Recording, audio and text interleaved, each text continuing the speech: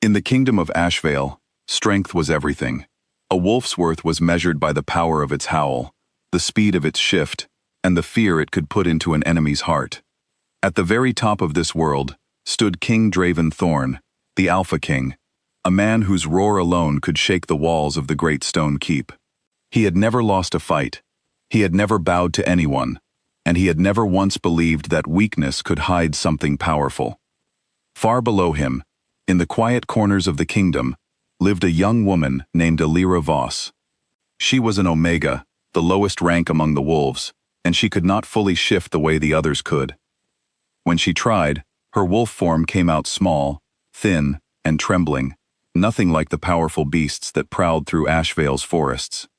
Because of this, she had spent her whole life being overlooked.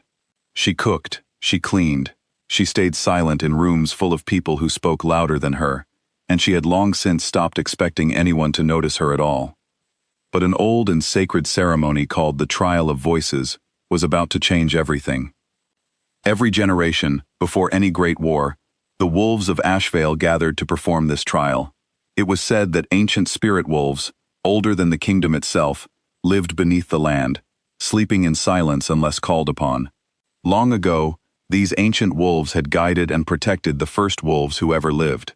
Now they were only whispered about in old stories, and most wolves believed the trial had become nothing more than a tradition, a ritual, with no real magic left in it. King Draven certainly believed that.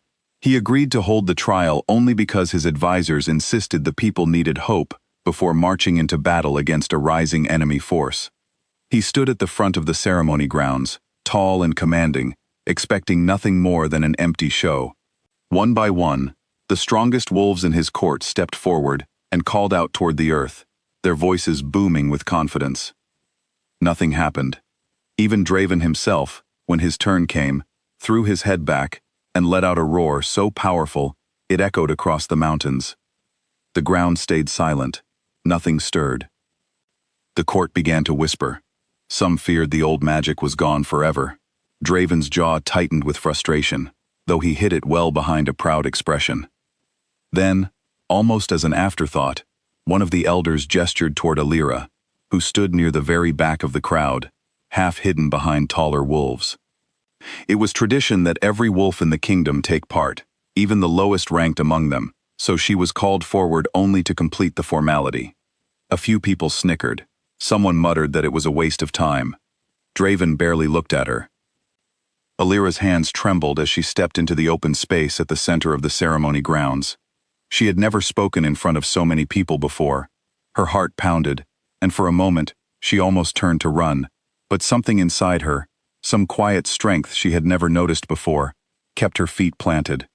She closed her eyes, took a breath, and spoke, not with a roar, but in her natural voice, soft and honest, asking the old spirits for guidance and protection for her people. The ground did not shake with force. It shivered gently, like the earth itself was waking up from a long sleep. Then they came.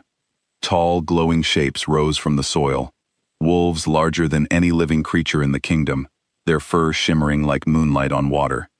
Ancient, powerful, alive with a magic that no one in Ashevale had witnessed in generations. And they did not approach the king. They did not bow to the strongest warriors in the crowd. Instead, they moved toward Alira and lowered their massive heads before her in a show of respect. The entire courtyard fell into stunned silence. Draven felt his pride crack in an instant. How could this be possible? He had roared with all his strength, and the spirits had ignored him completely. Yet this quiet, overlooked Omega, the one his own court mocked for her weakness, had called them forward with nothing more than a whisper. He refused to accept it. "This must be a trick," he said sharply, striding toward her. "Some kind of deception." Alira flinched at his tone, but did not run. "I only asked," she said quietly. "I didn't command anything." Draven's eyes narrowed. He ordered her to be brought to the royal keep at once, determined to uncover whatever secret she was hiding. Alira had no choice but to obey. She was led through the halls of the keep, past guards and nobles who watched her with a mixture of curiosity and suspicion, until she was brought before the king in his private chamber. "Explain yourself," Draven demanded. "Tell me the truth about how you did this." I already told you the truth, Alira said, her voice barely above a whisper, but steady. I didn't do anything special. I just asked. Draven studied her for a long moment. She did not look away from him, though he could see how frightened she was. Still, there was something unshaken in the way she held herself, something he could not quite explain. Over the following days, strange things continued to happen. Whenever Alira felt threatened or afraid within the keep, the ancient wolves would appear briefly at the edges of the courtyard or in the shadows of the hallways, watching silently, protecting her without ever being called. Draven began to realize that no one could summon them through demands or displays of power. They responded only to something deeper, something honest. He kept Alira close, telling himself it was only to control the situation and understand the ancient magic before the coming war. But as the days passed, he found himself watching her more closely than he intended. She never raised her voice, yet the servants of the keep began speaking to her with more warmth than they ever had before. She never demanded respect, yet people slowly began giving it to her. One evening, as a storm rolled over the mountains surrounding Ashevale, Draven found Alira sitting alone near a window in the library, looking out at the rain. "Why do they listen to you?" he asked, his voice quieter than usual. "The ancient wolves. Why you, and not me?" Alira considered the question carefully before answering. "Maybe because I never tried to make them listen," she said. "I only asked, and I meant it." Draven frowned. "I have led this kingdom since I was young. I have protected my people with strength and command. That has always been enough." "Maybe strength keeps people safe," Alira said softly, "but maybe it doesn't always make them feel safe. Those are different things." Her words struck something in him that he wasn't ready to admit. He had spent his whole life believing that a booming voice and an iron will were the only things that mattered. He had never once considered that gentleness could hold its own kind of power. As the days passed, Draven's attitude toward Alira slowly began to shift. He stopped speaking to her with the same harsh suspicion. He started listening, really listening, when she spoke, even though her voice remained as quiet as ever. Alira, in turn, began to see something beneath Draven's proud exterior. A man who had been taught since childhood that any sign of softness was a sign of weakness. A man who was, in his own way, just as trapped by expectations as she had been.